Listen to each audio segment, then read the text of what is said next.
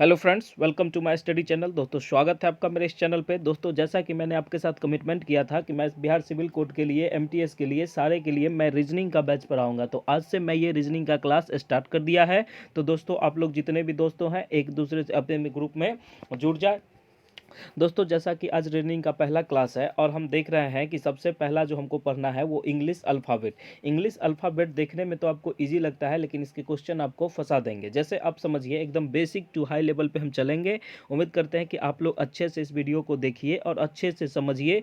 जहाँ पे भी कोई प्रॉब्लम होती है तो आप वहाँ पे हमको कमेंट करके बताइएगा, तो मैं उसके आगे आपका सॉल्यूशन दूंगा। ओके दोस्तों, तो इसको सब्सक्राइब कर दीजिए चैनल को, जिससे कि आपको आने वाली वीडियो की जानकारी, एकदम संपूर्ण जानकारी मिली। तो सबसे पहले हम बात करते हैं कि इंग्लिश अल्फ़ाबेट का। जैसे आज हम लोगों का जो टॉपिक है वो क्या है?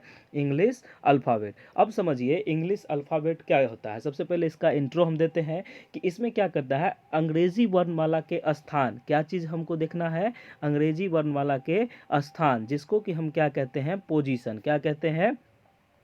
पोजीशन। जैसे पोजीशन क्या होता है, इस पर हम विशेष चर्चा आगे करते हैं कि संबंध में प्रश्न पूछे जाते हैं। ठीक है, ये जो है स्थान के संबंध में क्या होता है, प्रश्न पूछे जाते हैं। इसी से हम क्या कहते हैं इसको, इसी का हम विशेष जानकारी देते हैं। जैसे अब देखिए कि पोजीशन क्या होता है। जैसे ए बी सी डी में ए होता है तो ए का नंबर 1 होता है। ठीक है, बी होता है तो बी का नंबर 2 होता है, सी होता है तो सी का नंबर 3 होता है। इसी तरह से जेड होता है, उसका नंबर। तो इसको कैसे एकदम एक बार में याद करें, उसके लिए विशेष हम आगे आपको बात करते हैं। ओके दोस्तों, अब जैसे कि शुरुआत है तो अब आप समझिएगा। अब जैसे होता है सबसे पहला रूल, इसमें क्या क्या होता है, ये पूरे रूल कैसे चलेगा, क्या समस्या है, सब हम देखेंगे।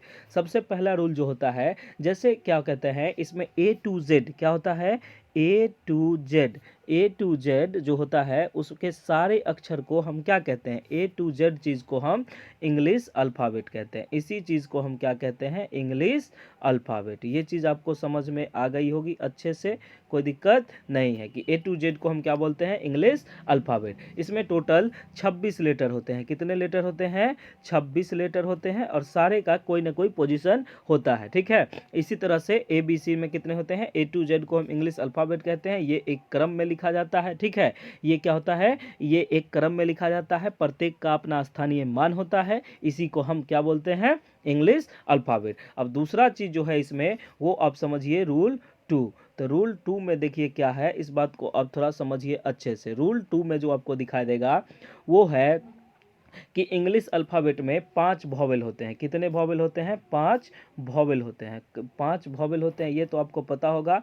ए ई आई ओ यू, ये क्या होते हैं? पांचों वॉवेल होते हैं। ठीक है, ये जो होते हैं इंग्लिश अल्फ़ाबेट में 5 वॉवेल होते हैं, तथा सारे का जो होता है स्थानीय मान होता है। तो ए का स्थानीय मान आपको पता होगा, एक होगा। ई का कितना होता है?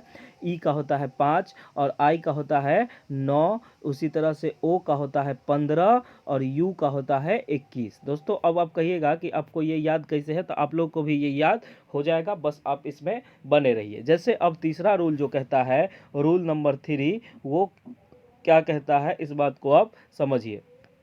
तो रूल 3 जो होता है, जैसे ए बी सी डी होता है ना, ए लिखते हैं, फिर क्या होता है? बी लिखते हैं। इस तरह से हम लिखते रहते हैं, ए बी सी डी ई, ऐसे करके जो हम लिखते हैं। तो ये सब क्या होता है? अंग्रेजी वर्णमाला में क्रम को अंग्रेजी अल्फ़ाबेट, जैसे इस क्रम को हम क्या कहते हैं? English alphabet. क्योंकि देखिए इसमें एक चीज़ आपको देखना है कि जैसे ए लिख दिए, फिर सी लिख दिए, बी लिख दिए, ऐसे थोड़े ना होता है। ये इस तरह का कोई कॉम्बिनेशन नहीं होता है, ये एक सीरीज में लिखा था। ठीक है, जैसे A B C D dot dot करके कहाँ तक? जेड तक। ठीक है, उसके बाद चौथा क्या होता है, इसको इंग्लिश अल्फ़ाबेट कहते हैं। अब रूल नंबर 4 की हम बात करते हैं, क्या है उस चीज़ को आप समझिए। इसमें क्या है कि एबीसी का एक reverse order of English alphabet होता है। रिवर्स ऑर्डर क्या होता है, इस बात को आप समझिए। रिवर्स ऑर्डर का मतलब, पहले आप जेड लिखिए, फिर क्या लिखिए? जैसे ए बी सी डी लिखते हैं ना, A B C D E X Y Z, ऐसे करके आप लिखते हैं। जेड से धीरे धीरे करते करते कहाँ तक आ जाना है हमको, कि ए लास्ट में आ जाना है। मतलब इसमें उल्टा, जैसे इधर ए बी सी डी ऐसे करके लिखते थे, तो ये हो गया इंग्लिश अल्फ़ाबेट यहाँ जेड तक। अब यहाँ हो जाएगा, जैसे आप लिखते हैं ना एक्स वाई जेड, ये सब जो होता है ये तो अल्फ़ाबेट हो गया। अब यही जेड से वाई लिखे, फिर एक्स लिखे, फिर ये करे उसके, तो इसको क्या कहते हैं? इंग्लिश अब जो नेक्स्ट रूल है उसको आप समझिए कि जैसे अब इंग्लिश वर्णमाला के प्रत्येक अक्षर में एक विपरीत अक्षर होता है, ठीक है। विपरीत अक्षर का मतलब ये हुआ कि जैसे रूल 5 में आप समझिए कि विपरीत अक्षर होता है अपोजिट ऑर्डर। कहने का मतलब ए का अपोजिट क्या होता है, जेड। उसी तरह से हम बात करते हैं बी का ये हो जाएगा वाई, सी का हो जाएगा एक्स, डी का हो जाएगा ये। इस तरह से हम ऐसे ये बात करेंगे कि ये होता है डी का डब्लू, डी का क्या होता है, डब्लू होता है। इसी तरह से हम इसका एक ट्रिक दे देंगे कि आप कैसे रिवर्स ऑर्डर आप याद करिएगा, उसके लिए मैं एक अच्छा सा ट्रिक दे दूंगा जिससे कि आपको कोई दिक्कत नहीं हो। तो ये था इंग्लिश अल्फ़ाबेट का क्रम होता है। उसके बाद एक होता है फर्स्ट हाफ। फर्स्ट हाफ क्या होता है, इस बात को थोड़ा समझिए कि इंग्लिश अल्फ़ाबेट में फर्स्ट हाफ क्या होता है, तो इस बात को समझिए। जैसे ए बी सी डी लिखते हैं तो ए बी सी डी ऐसे करके हम लिखते हैं ना, डी ई एफ, जो एम तक लिखते हैं इसको हम फर्स्ट हाफ बोलते हैं, ठीक है। और टू एंड हाफ क्या होता है, इसमें जैसे एन से लेके N M N O P ऐसे करके जो जेड तक लिखते हैं इसको हम क्या कहते हैं, सेकेंड हाफ। कोई प्रॉब्लम नहीं। अब आगे हम बात करते हैं दोस्तों कि आपको ये सब चीज़ अच्छे से समझ में आ गई होगी। और अब देखिए, अब जो मेन कंडीशन आपके यहाँ से इंग्लिश अल्फ़ाबेट का क्लास स्टार्ट होता है। अब देखिए जैसे मैं एक ये बनाता हूँ एक एरो, इस बात को आप देखिएगा। इस एरो में कह रहा है कि मैं सामने की ओर देख रहा हूँ, इसमें अपने आप को आप बैठाइए और समझिए कि आप सामने देख रहे हैं, ठीक है। जब भी आप सामने देखेंगे तो ये वाला जो साइड होगा आपका लेफ्ट साइड होगा, क्या होगा, लेफ्ट होगा। और ये वाला जो साइड होगा आपका ये राइट साइड होगा। क्लियर है कि नहीं दोस्तों।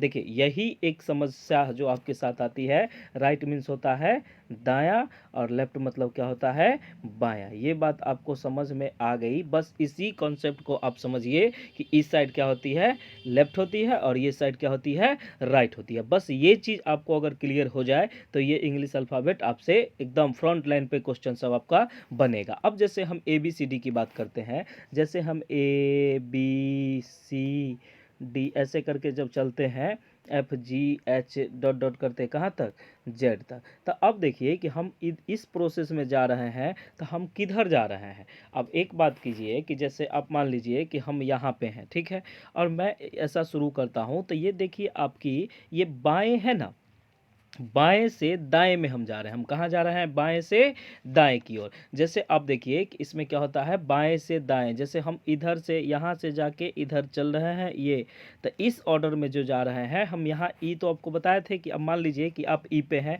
तो आप इधर जो है ये जो साइड है आपका, ये साइड क्या होता है, बायां। तो बाएं से दाएं इधर जो आप चल दिए तो बाएं से दाएं जा रहे हैं। तो आप इसी बात को बस याद रखिएगा कि पहला जो रूल होता है वो क्या होता है, left to right. Left to right मतलब क्या हुआ कि आप बाएं से दाएं जा रहे हैं, ठीक है। इसी क्रम में एक जो जनरली जो दिया जाता है इजोटी कॉन्सेप्ट आता है, इजोटी कॉन्सेप्ट आता है। इससे आपको जो याद किया जाता है, लेकिन मैं इजोटी के बाद भी और बताऊंगा, लेकिन आप पहले ये देख लीजिए कि इजोटी क्या है। इजोटी होता है कि ए का क्रम डिसाइड होता है, ठीक है, कि ए 5 पर है, जे 10 पर है, ओ 15 पर है, टी 20 है, वाई 25 है, ठीक है। तो ये इस तरह का एक ऑर्डर होता है। तो ये कब होता है, जब ए बी सी डी एकदम सीरीज में लिखा रहे, ए बी सी डी ऐसे लेफ्ट टू राइट चले, ठीक है। लेफ्ट टू राइट का मतलब ये हुआ कि जैसे बाएं से स्टार्ट होता है, जैसे आप कोई भी चीज़ लिखना स्टार्ट करते हैं तो वो अपने बाएं से करते हैं, इस बात को आप याद रखिएगा। जैसे आप देखिए अपना ये हैंड बना लीजिए, ऐसे करके हम आपका हैंड बना देते हैं, ठीक है। आप ये समझिए ये आपका हाथ है, ठीक है। आपका ये हाथ है तो इस साइड जो होगा, ये जो साइड होगा ये हमेशा किसको डिनोट करेगा, लेफ्ट को। और इधर जो आएगा ये किसको डिनोट करेगा, राइट को। तो लेफ्ट राइट में से कोई दिक्कत तो नहीं है। ये होता है बायां और इधर होता है दायां। इस बात को आप एकदम अच्छे से समझ जाइए, बस यही बात तो आपको समझना है। उसके बाद आपका सारा कॉन्सेप्ट इसमें क्लियर है। दोस्तों उम्मीद करते हैं कि ये चीज़ आपको समझ में आ गई होगी। तो अब देखिए कि इंग्लिश अल्फ़ाबेट का जो होता है वो बाएं से अगर बात करेगा, जैसे आप समझिए इसमें है कि बाएं दाएं आप समझ गए। जैसे अब हम नंबरिंग करते हैं सबका, कि जैसे ये ए बी सी डी एक। तो दोस्तों मैंने ये लिख दिया है और आप इसको देखिए कि इसमें क्या क्या कैसे कैसे मैंने किया है, तो उसको आप भी याद करने का कोशिश कीजिए और आप अच्छे से याद कर लीजिएगा। देखिए जैसे ए का स्थान पहला, बी होता है दूसरा, सी तीसरा, ये चौथा, पाँचवा, F6, G7, H8, I9, J10, K11, L12, M13। M13 तो आपको ऐसे याद हो जाएगा कि M13 कैसे होता है, तो मतलब ये बीच इमिडिएटर होता है, ये एकदम बीच का होता है, ठीक है। ऐसे बीच नहीं, लेकिन जनरली इसको हम बीच ही बोलते हैं। 1 से लेके 5 तक तो आपको याद होगा, A B C D E F तक समझिए आपको याद होगा, 1 2 3 4 होता है, तो इसको आप हटा ही दीजिए। उसके बाद F6, G7 एक सम्मेलन चलता है, ये बात आप इसको, इससे आप इसको 2 4 बार पढ़िएगा तो ये हो जाएगा। उसके बाद I9 होता है, K11 किंग्स 11 पंजाब जो होता है उसको हम कह सकते हैं K11, ये याद हो जाएगा। O15 आपको याद हो जाएगा कि ओ ऑरेंज 15 रुपये किलो मान लीजिए इसको, तो ये हो गया O15। उसके बाद आर, उसके बाद T20 मैच तो एकदम फेमस है, तो ये याद हो जाएगा। जब टी याद हो जाएगा तो एस उससे पहले आता है, एक दूगो पड़ोसी तो आपको पता चलिए जाएगा, तो ये दूगो याद हो गया। उसके बाद भी U T U V W Y तो 25 होता है, ये जो टी के फॉर्मूला से आपको पता ही है। उसके बाद Z26 होता है, तो सबको पता है। उसके बाद जैसे देखिए दोस्तों, अब आप फॉर्मूला लगाइए कि आप इजोटी वाला जो कॉन्सेप्ट होता है, इजोटी, आप इसको क्लियर से समझिए। ई 5 10 15 20 और 25 पे ये बात होता है। ये हुआ 25, ये 20, ये 15, इस तरह से ये बात हो गया। अब इसके रिवर्स में आप जैसे ई एफ कितने पर होता है, तो ई के बाद एफ आता है तो 6 पर। ये तो आप अंदाज से भी बता सकते हैं, तो आप इसको एक बार अच्छे से प्रैक्टिस कर लीजिए, तो आपको इसमें कोई दिक्कत नहीं होगा। जैसे अब समझिए, हम कुछ नंबर का प्रैक्टिस आपको यहीं करवाते हैं, ठीक है, कि आप देखिए कि आप कैसे कैसे आप हमको बताइएगा, उस चीज़ को आप समझिए। जैसे मैं लिखता हूँ बी, तो आप बताइए तो कितना, तो B2। आई बताइए, तो आई होगा 9। उसके बाद हो जाएगा कि एम बताइए कितने पर, तो एम कितने पर होता है 13 पे, ठीक है। उसके बाद क्यू कितने पर, तो 17 पर। पी कितने पर, तो 16 पर। ये बात आप अच्छे से समझिए, इसको कहीं से कोई दिक्कत होने वाली नहीं है, एकदम इजी लेवल का है। बस आप इसको थोड़ा पढ़िए अच्छे से। ई कितने पर था, ई 17 पर ना, हाँ हाँ 17 पर। क्यू कितने पर, 17 पर, ठीक है। अब जैसे पी हो गया, उसके बाद 18 पर क्या होता है, 18 पर होगा आर। इस तरह का आप देखिए कि हम 2 4 प्रैक्टिस और करवाते हैं, अच्छे से करवाते हैं, आप इस चीज़ को थोड़ा समझिएगा। जैसे आप समझिए कि हम एफ लिखते हैं, ठीक है, तो आप लोग सोचिए तो कि एफ कितने पर होता है, फिर हम आपको कॉन्सेप्ट बताएंगे कैसे होता है। जी हो जाएगा, उसके बाद मान लीजिए एन होगा, फिर क्या होगा, पी ले लीजिए, आर ले लीजिए, उसके बाद आ जाइए इधर डब्लू आइए, यू आइए, उसके बाद टी हो गया, ये तो ठीक है। अब इतना को आप समझिए। जैसे एफ होता है, तो एफ किस पर होता है, तो एफ 6 पर होता है। देखिए A B C D E तो पता था 5, तो ई के बाद एफ 6 पर। G7 आपको बताया है कि G7 एक शिखर सम्मेलन होता है, तो उस सम्मेलन के आधार पर आपको जी का याद हो जाएगा। उसके बाद आप आ जाइए एन पर, एन 14 होता है। एम होता है 13, तो एन 14। एम एन तो जनरली सबको याद रहता है, तो एम 13 एन 14। उसके बाद बात करते हैं दोस्तों पी का, तो पी जो होता है ये 16 होता है। क्या होता है, पावर 16 इसका नाम रख दीजिए, तो ये क्या हो जाएगा, P16, ठीक है। उसके बाद दोस्तों बात करते हैं कि आर 18, ठीक है। रोज़ का दाम 18 रुपया, समझ लीजिए कि ये क्या है, रोज़ का दाम 18 रुपया, रोज़ का दाम 18 रुपया। इस तरह से आप याद कर लीजिए इसको, जनरल वे में जैसे आपको हो, जो भी मन करे वो कॉन्सेप्ट बना दीजिए। W23, अब जैसे W3 देखते हैं आप, WWE जो आता है, तो इसमें मान लीजिए कि WW क्या है, 23, ठीक है। उसके बाद आइए यू, तो यू होता है टी के बाद यू, तो T20, तो U21। उसके बाद टी है तो T20। तो इस तरह से आप इसको अच्छे से कॉन्सेप्ट वाइज याद कीजिए। तो हम कल इसका देखिए, अब इस अपोजिट डायरेक्शन का थोड़ा सा समझ लीजिए। कोई भी लेटर होगा, ठीक है, कोई भी लेटर होगा, जैसे ए दिए हम, ठीक है, तो ए का प्लस वैल्यू 1 होता है, लेकिन अपोजिट डायरेक्शन का सम हमेशा क्या होना चाहिए, इक्वल। जैसे एक चीज़ और समझिए कि अपोजिट डायरेक्शन का जो सम होगा, अपोजिट का जो सम होगा वो कितना होगा, 27। मतलब उसको जोड़ के 27 आना चाहिए, उसका स्थानीय मान का वैल्यू कितना होना चाहिए, 27। तो देखिए आप इसको कैसे समझिएगा, इस चीज़ को समझिए। जैसे हम ए लिखते हैं, ए का अपोजिट होता है जेड, एक ए और जेड 26, देखिए तो ये हो गया 27। तो देखिए इसका सम हमेशा क्या आएगा, 27। इस तरह से अगर हम मान लीजिए बी लिखते हैं, तो बी का क्या होगा, वाई। कहने का मतलब है देखिए कहने का मतलब एक बात और समझिए कि ए और जेड में क्या डिफरेंस है, सो समझिए। एक रिवर्स ऑर्डर में जब हम सामने से चलेंगे व्यवस्थित क्रम में तो इसका एक होता है। रिवर्स ऑर्डर जैसे अब एक सामने से चलेंगे तब तो इसका वैल्यू एक होगा स्थानीय मान। अगर हम इधर से जेड को पहले मानेंगे तब एक होता है। तो कहने का मतलब ये दोनों नंबर आपस में बराबर होते हैं। ये सीधा से बराबर होगा, ये उल्टा से। जैसे अब इस पर एक चीज़ और समझिए। जैसे हम कहेंगे कि इधर से जैसे चलेंगे ऐसे, जैसे इंग्लिश अल्फ़ाबेट की ओर से हम चलेंगे तो ओ का बताइए क्या होता है। तो ओ का वैल्यू होता है 15, ठीक है। और उधर से चलेंगे, इधर से चलेंगे तो ओ आएगा कितने नंबर पर।